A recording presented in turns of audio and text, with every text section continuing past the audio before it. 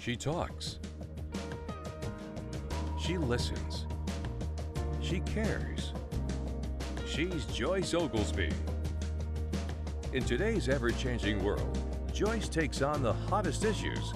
She fights for what's right in America. I wanna leave a legacy. How will they remember me? Just Ask Joyce is brought to you by Guaranteed Total Construction, Window World, Nan's and Crafts Florists, Squire Boone Caverns, and About Face Spa and Salon. Now, just Ask Joyce. And leave that kind of legacy. Thank you so much for joining me today. I'm Joyce Oglesby. I'm your Family Life Fix-It Pro. I get you fit for life and love every day, God's way. And if you have a relationship question, make sure you send it to me, because I'm the one that can get you back on track and get your relationship squared away so that you can enjoy life and love and do it to the fullest. Now, today's show, I want to address a little bit about sexual misconduct.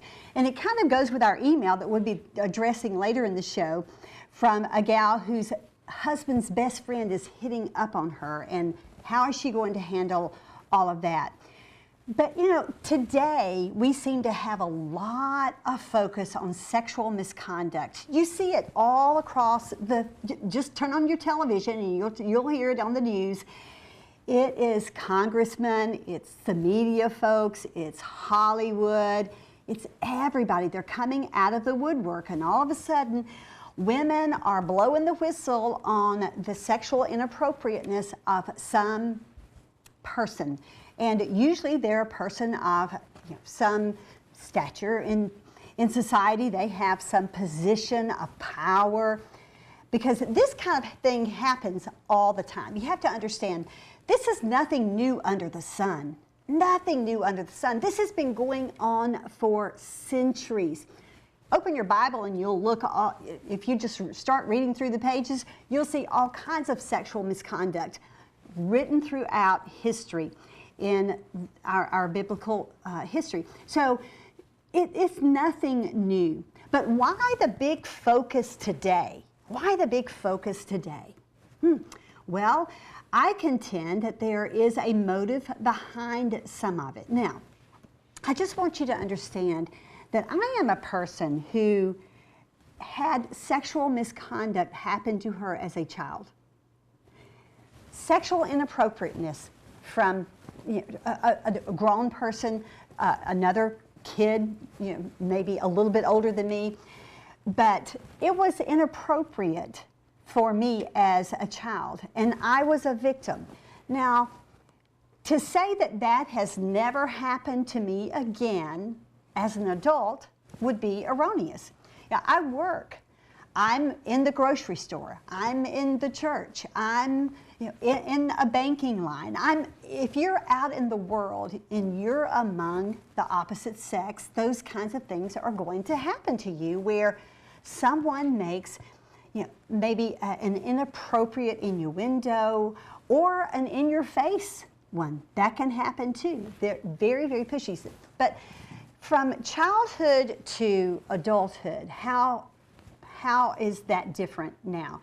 Well, I would like to tell you that I handled it differently as an adult than I did a kid. See, I didn't have much say in anything that was going on with me as a kid. I was just a victim of sexual inappropriateness. But as an adult, I could handle it differently. And I believe that a lot of these women who are now blowing the whistle from 20 years ago, 30 years ago, 40 years ago, or 2 weeks ago, a lot of these women that are blowing the whistle, why is it wrong today and it wasn't wrong then? Why are they holding back sounding the whistle sooner? I mean,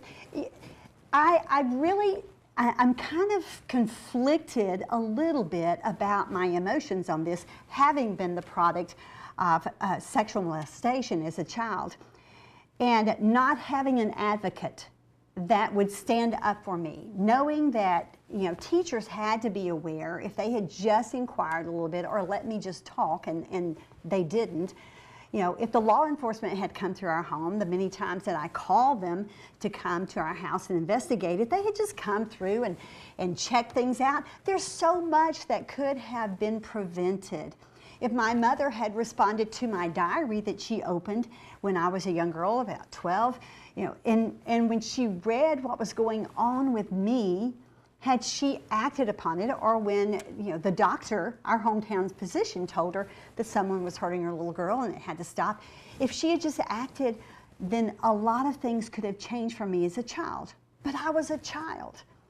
But when it happened to me as an adult, you know, again, I had the choice to make it look different. I had the choice to say, you know what, you're out of line. You're way out of line. And we can draw the line in the sand for some of these things. So why do women not do that? Now, some of the headlines that we have read recently and heard about on the news, you know, there's a man was 30 years old and got the permission of a 14-year-old, from a 14-year-old, got the permission of the father to take his daughter out. Now, what father would give permission for a 30-year-old to have any relationship with his 14-year-old daughter? I've pondered that ever since I've heard that. That's so wrong at every degree. But now, I can tell you as a Family Life Fix-It Pro, and as a court reporter, I hear these things all the time where parents make poor judgment calls about allowing their young girls to date an older boy and or man. There is nothing good that can come of this, and you men know that. If you're a dad, you know how you thought when you were 30 years old. So why would you ever allow a 30-year-old to have anything to do with your 14-year-old daughter? You know, so these things are perplexing to me when I hear about them. But you know, what is the answer today? What is the answer to all of this problem? It's not going to go away. I'll just tell you, it's not, because as I said, it's been happening since the dawn of time. And you know, God created us to be sexual beings. We are. There's a pleasure that comes with the sexual act. And God created us to enjoy that, but He also put boundaries on those. You know, that's supposed to be in the confines of a marriage.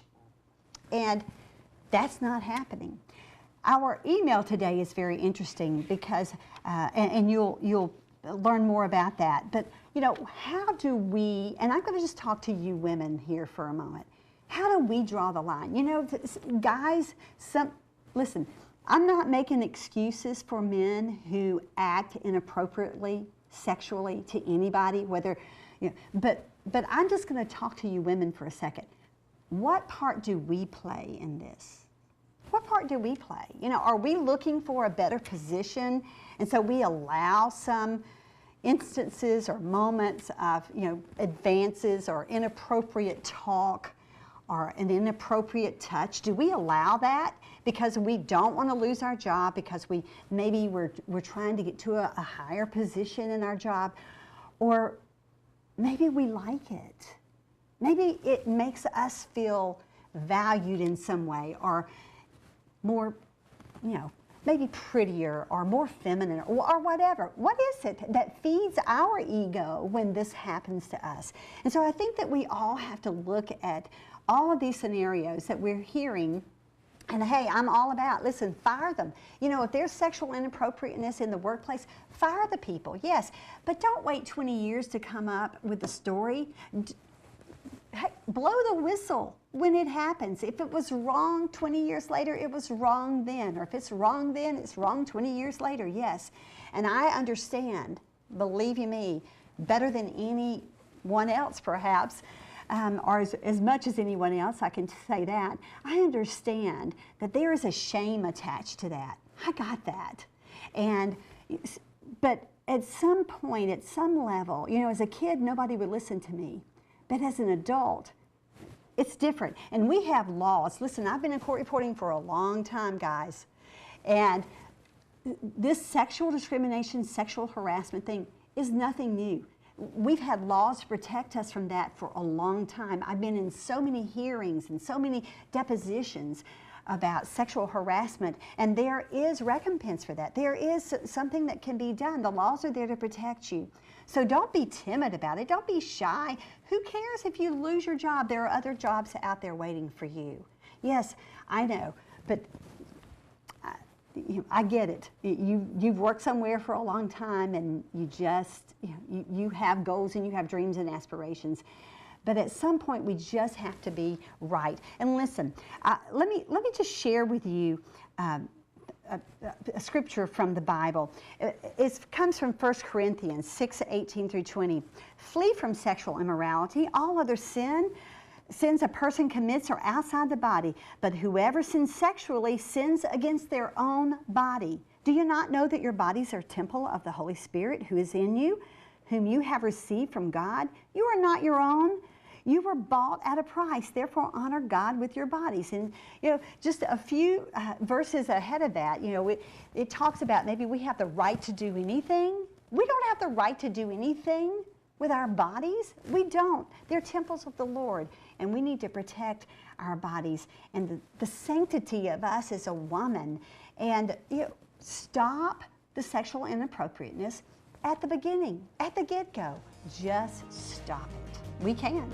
We're going to go to a break. We're going to come back and we're going to talk about an email. Don't go away. There's more on Just Ask Joyce today.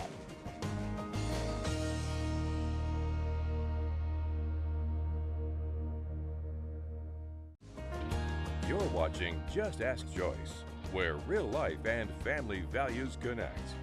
Just Ask Joyce is brought to you by Guaranteed Total Construction, Window World, Nans and Crafts Florists, Squire Boone Caverns, and About Face Spa and Salon. Thank you so much for joining us today. I have an email from the Window World email bag, and this is an interesting one. And how do I tell my husband that his best friend will not leave me alone? He hits on me all the time. He has outwardly flirted with me even when my husband is present, but my husband is so trusting that he thinks he's just being friendly. Last month, his friend showed up at my door while my husband was at work and stayed for a lengthy time. Since that time, he has dropped in twice and made me feel very uncomfortable, both times by touching my face, my arm, my hand. Here's the big problem. This man is my husband's lifelong friend. They have been best buddies since elementary school. They played sports in high school. They went to college together. They are more like brothers. My husband often chooses his friend's wishes over mine. I would love to tell my husband. I feel like he would support me, but his friend denies. If his friend denies this, it will be my word against his. We have had a problem in the past with his friend. I know where I stand, so what am I supposed to do? Wow, is that a loaded question? You know what? It's one thing for two friends to share companionship and play off memories and just be comrades forever. But it is quite another thing for a friend to want to share another man's wife. Quite another thing. And I'm struggling to find here who I'm more disappointed in, the husband, the friend, or you, quite frankly. And I'll explain that in just a moment. You see, your husband saddens me because I detect that maybe he has disheartened you as well. Because he has it somewhere, I get that maybe he has chosen the friend over you before. And so that really, really disturbs me. No woman wants to compete for her husband's attention and her husband's loyalty. I don't care whether it's from an opposite sex or whether it's from the same sex, a friend. And so your husband obviously is aware of this flirtatious nature of your friend and seems to have even taken up for him. And so that disturbs me too and disappoints me as well. You see, your friend or his friend should never trump your marriage and his faithfulness to you. He should never. A longtime friend or not, your husband's first obligation should be to you. And that's what really disappoints me about him. But it disappoints me about the friend as well, because what friend would do another friend that way, where he would hit on his friend's wife. Here's some things that I want you to do, all right? Number one, this is Joyce's fix, all right? Discuss with your husband what has transpired. Discuss with him what has transpired with his so-called friend. Give him a detailed description, all right? Don't just tell him, you know, he hits on me. Tell him what he's done and how uncomfortable these moments have made you feel. And hopefully he's going to respect that. Now, explain to your husband how the competition between you and his friend has been an issue in your marriage before and for quite some time. And the time has come for him to choose his allegiance.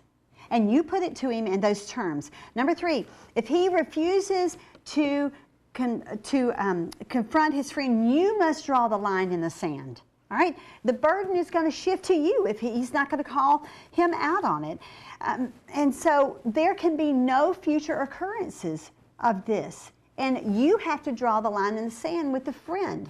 And perhaps you'll save a friendship, but listen, if it means that you're out of the picture, so be it. Here's where I'm struggling with you, and my next point. Your lack of judgment. Your lack of judgment is disappointing to me. So you've got to use better judgment. Don't open that door. What are you doing opening the door? This man has made you feel uncomfortable. He shows up when your husband's not home and you open the door and let him come in. I'm disappointed in you in that. This is what I was talking about in the front of the show. How much do we encourage this kind of behavior? Why aren't we willing to draw the line in the sand and say, you know what? I'm not feeling very comfortable with this. So, you know, I'm going to have to ask you to leave, or, you know, I'm sorry, but my husband's not home. You'll have to come back at a different time. That's so inappropriate for him to show up unannounced and just randomly during the day. I don't like that, but I'm really disappointed that you opened that door. So don't do that again. And then to cover all our bases completely, one last thought, you know, don't encourage this. I think you have to look at yourself and decide, what am I doing to encourage this behavior? You know, am I flirting back? Am I being overly friendly? Am I maybe dressing inappropriately around him? What is it that is giving him the impression that it's okay to hit on me? You see what I'm saying? Don't encourage this. Don't encourage this. You know, I want to tell you that I see some problems with your marriage, and maybe you and your husband, you feel like you have a great relationship, but something is not right here. So I would encourage you to maybe call me up or get counseling from somewhere and just talk about maybe some things that might be wrong with your marriage, because temptation never will have a foothold in your marriage if everything's on solid ground, whether it's a best friend or a complete stranger. All right, so make sure that you look at all of those and go by the steps, and let's get your marriage back on track and the friend out of the picture, all right? Don't go away. There's more today on Just Ask Joyce.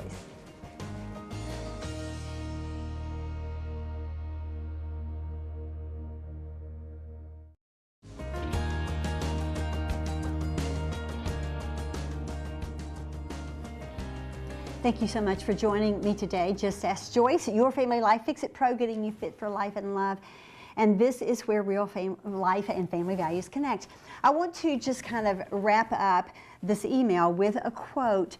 And I don't know how young you are. I don't know, you didn't share with me your age or those details, or whether you even have children. But let me just drill this little quote in to you. We should be mindful of our youth, lest we become mindless adults. Do we want to become mindless adults? You know, there is so much that, look at the skeletons that have been pulled out of the closet from other people now, and you know, when we see in the news, don't have any skeletons in your closet. Be very mindful of your youth. Preserve it and preserve your marriage, and make sure that you don't have any regrets one day down the road. We're going to go to a quick break, and we'll come back and we'll wrap up this half hour of Just Ask Joyce. Don't go away.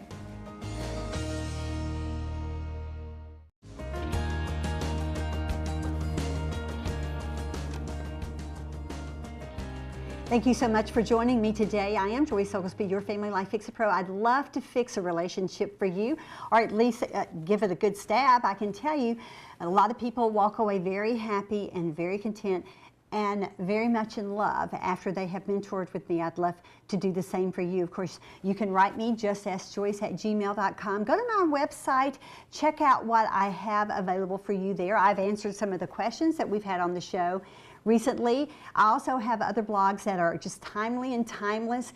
And of course, I have my books, Keeping His Pants On Until He Gets Home, Turning Her On, Keeping Her Heart. That's a pair, and it is teamwork, guys. Remember that. It's a pair of resource books for your marriage that I believe you would find very beneficial.